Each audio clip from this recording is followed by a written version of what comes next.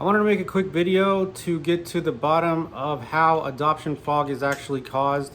So I want to break it down what the actual definitions are from relinquishment to adoption to the primal wound to adoption fog. I'm going to break it down so it's kind of simpler to understand, because all these terms and definitions sort of get covered up and misconstrued and used.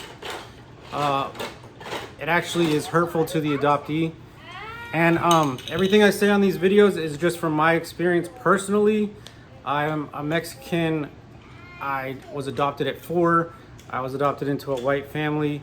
They didn't really, they were colorblind, as they say. So it's important for me to voice this because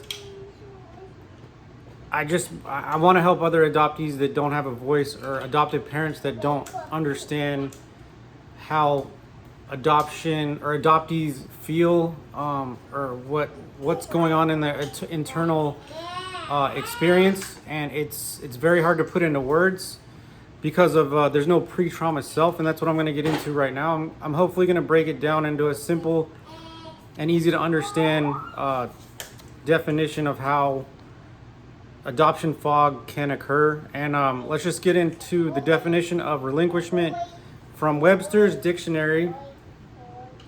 The first definition is to withdraw or retreat from, to leave behind. Number 2 is to give up, as in relinquish a title. Number 3 is to stop holding physically, to release, as in they slowly relinquish the grip from the bar. Number 3 is to give over possession or control of, to yield, as in few leaders willingly relinquish power.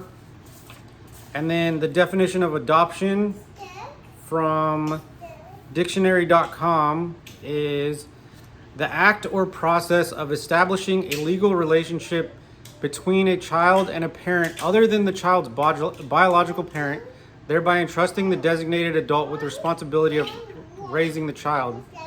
So the example is, have you considered growing your family through adoption? So the third definition I'm going to get into is the primal wound. So this is all part of it. It's considered to be separation trauma. And the definition, this is from Nancy Verrier's book. The definition is, it describes and clarifies the effects of separating babies from their birth mothers as a primal loss which affects the relationships of the adopted person through life. That's just a very small understanding of the primal wound. But relinquishment causes the mother to separate from her child. The child is separated. That's what causes separation trauma. The baby is in the mother's womb for 9 months, and looking forward to meeting this mother. They know the sense, they know the smell. They're spiritually, physically, and connected in ways that are just very deeply rooted. So when a baby is separated from their mother, it has proven to be in these studies to be traumatizing. So that's what the primal wound is. And now for adoption fog, the definition, these are from my Google searches. I didn't find one on Webster's, but I know this is for a fact is true from my experience. I just came out of the adoption fog from about a year ago. And that's why I'm trying to help others, because it's so evil. It's a very evil thing. The term adoption fog can be used to describe how adoptees think, feel, and operate and relate before escaping the denial, conditioning, and ignorance that surrounds the adoptee experience. Nico. Difficulties such as emotional pain, codependency, shame, and disastrous relationships often arise, causing adoptees to feel lost within their lives and or to feel alone. Adoptee fog can also be understood as acronym FOG, fear, obligation, and grief and guilt. So real quick, just the fear is unknown trauma from the act of being separated from our mother, not really being acknowledged or understood by our adoptive parents. Mine did not understand this at all. Not knowing our identities, being with strangers that don't look like you can be scary. I know that was for me. It was just very strange. Fear of speaking the truth about how we really feel inside about our biological family to our adopted family. Maybe we have loyalty, we don't want to hurt them. The grief, or let me do obligation because it's FOG, F-O-G. Adoption gratitude occurs when adoptees are made to feel like they owe a debt of gratitude for having been saved or for having been provided the things that all parents provide for their children. In addition, adoptees are often made to feel as if they should be grateful or for merely not having been aborted. This is very common. A common question is, would you rather have been aborted?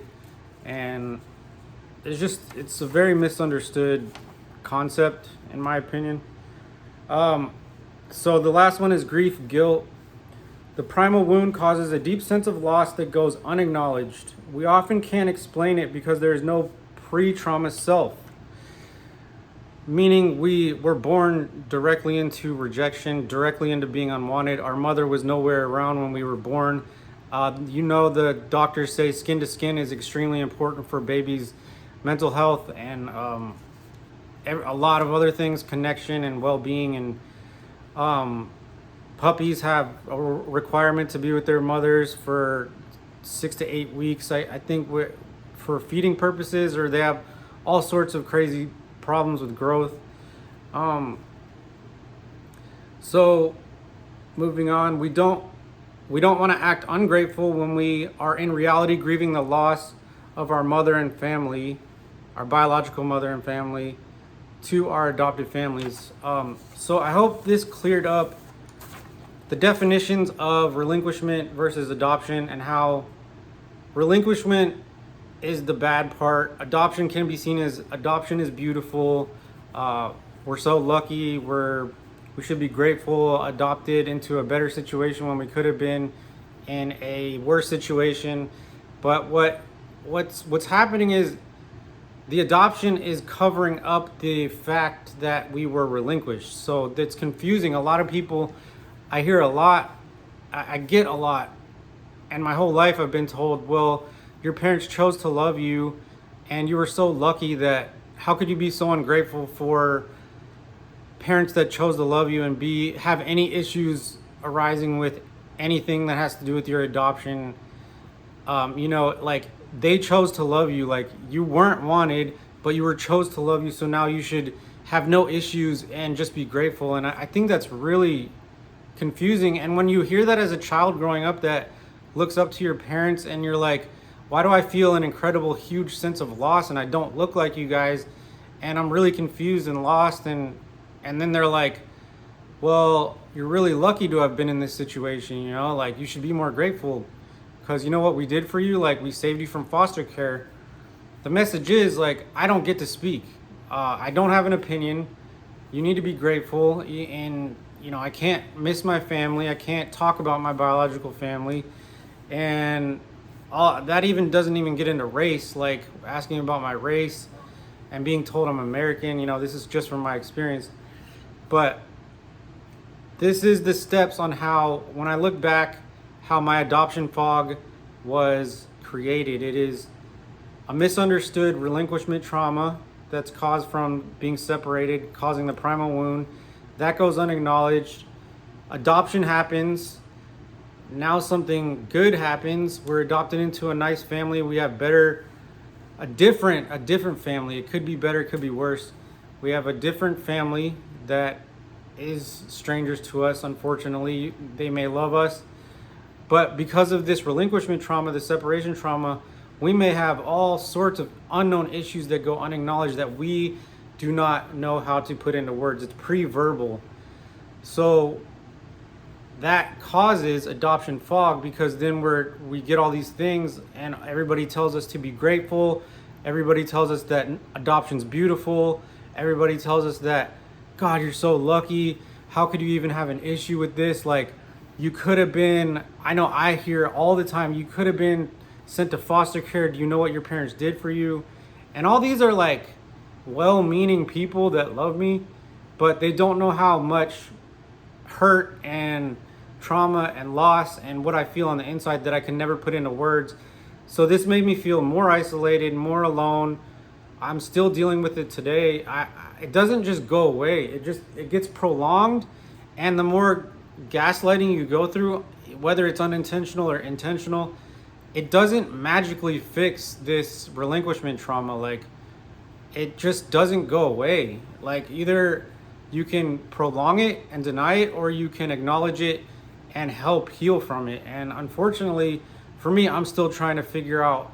Luckily, I got out of the fog last year, which was insane, but I'm still healing, and I'm making these videos to explain my process on how I came out of the fog, what you can do to come out of the fog earlier, and hopefully, if you're an adopted parent, to not do these things that make an adoptee go into the fog, if that makes sense. So I hope this helps. I hope you have a good day.